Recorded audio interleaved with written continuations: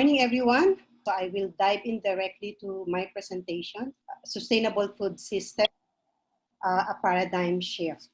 I think much has been said already about COVID-19. So for my presentation, I would just like to focus on how this global pandemic has exposed the fragility of our broken food systems, its inherent inequalities and injustices, and how nature is very much interlinked.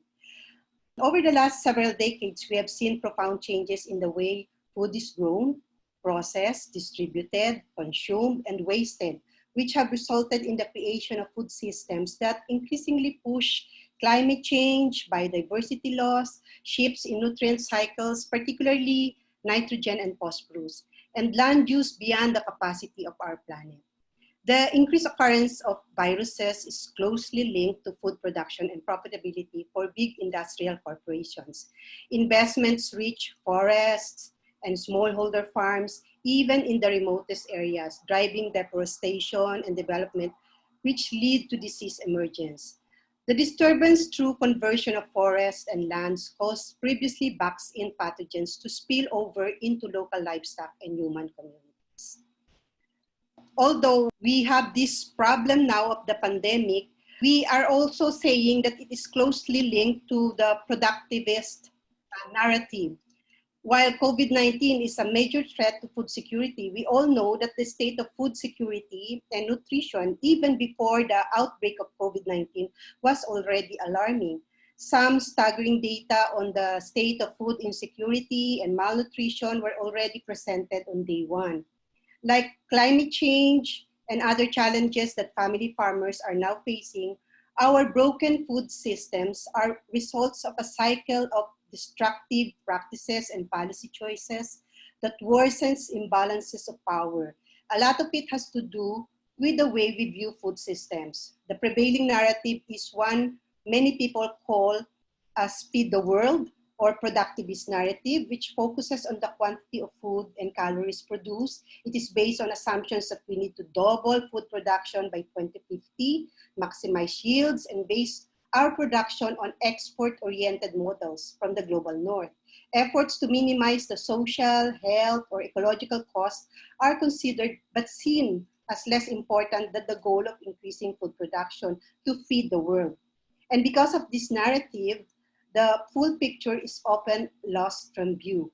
Here, I would just like to highlight how data show that increase in agricultural production has already far outstripped the population growth.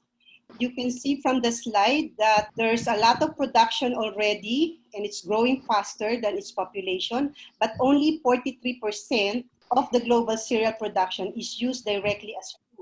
So you can see here that the remainder, 36%, is used for animal feed, and the rest are used for other industrial products.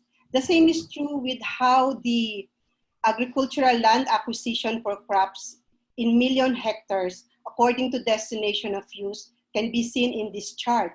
And you can see that only 3.3% of the total land acquisition, or about 10%, is used exclusively for food crops. And the rest, the bigger chunk, is actually used for multiple use, including fuels and non-food crops. So you can see there's a lot of competition on the food that is being produced.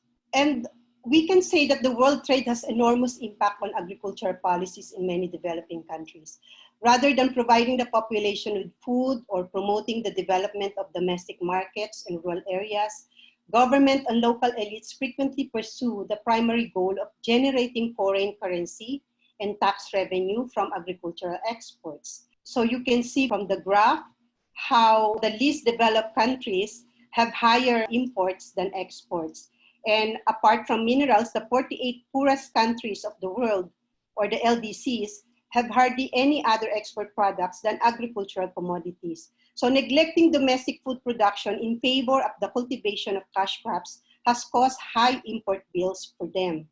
As net importers of food, our countries become dependent on world market prices, over which we have no influence. The least developed countries and the poor in rural areas are the losers of global trade and its ongoing liberalization. As net buyers of food, we are extremely vulnerable when there are pandemics like what we have now. Food exporting countries will naturally prioritize their own needs. In the Philippines, for instance, we are now importing maybe 60% of our food. That was already a problem even before the crisis. We have no food security, even in basic crops like rice. And yet, our domestic agricultural sector is largely unprofitable. The only one that makes real money are those exporting cash crops.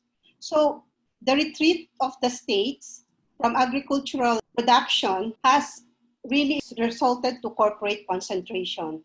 In the process, smaller size food producers have been marginalized because although they can be highly productive per hectare of land and highly resource efficient if provided with adequate support, they are less competitive under prevalent market conditions. The larger agribusiness corporation is such that these actors have acquired, in effect, a veto power in the political system.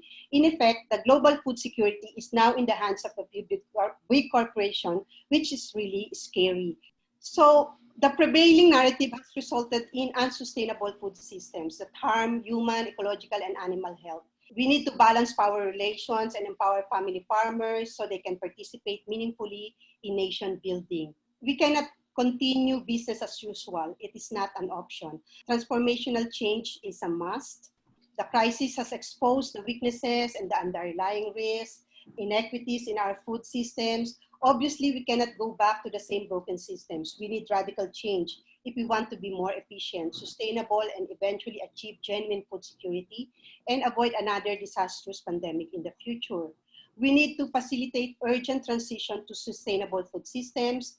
We hope that the lessons of this pandemic will help diverse actors identify and prioritize the policies, practices, and business models that align human, ecological, and animal health outcomes.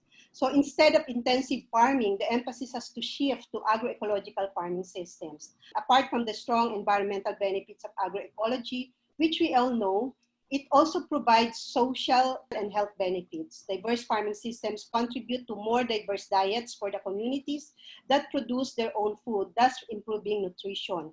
We need to rebuild our local economies based on agriculture. The first and foremost requirement is to accept the important role of agriculture can play in revitalizing the economy in the years to come. The economic concept that encourages farmers to be forced out of agriculture to the cities where cheaper labor is needed has to change. If agriculture becomes economically viable, the rural economy too undergoes a rapid transformation, thereby drastically reducing the rural-urban migration. Local food system can be rebuilt through appropriate investments in infrastructure, packaging and processing facilities, and distribution channels, and by allowing smallholder farmers to organize themselves in ways that yield economies of scale and allow them to move towards high-value activities in food supply chain.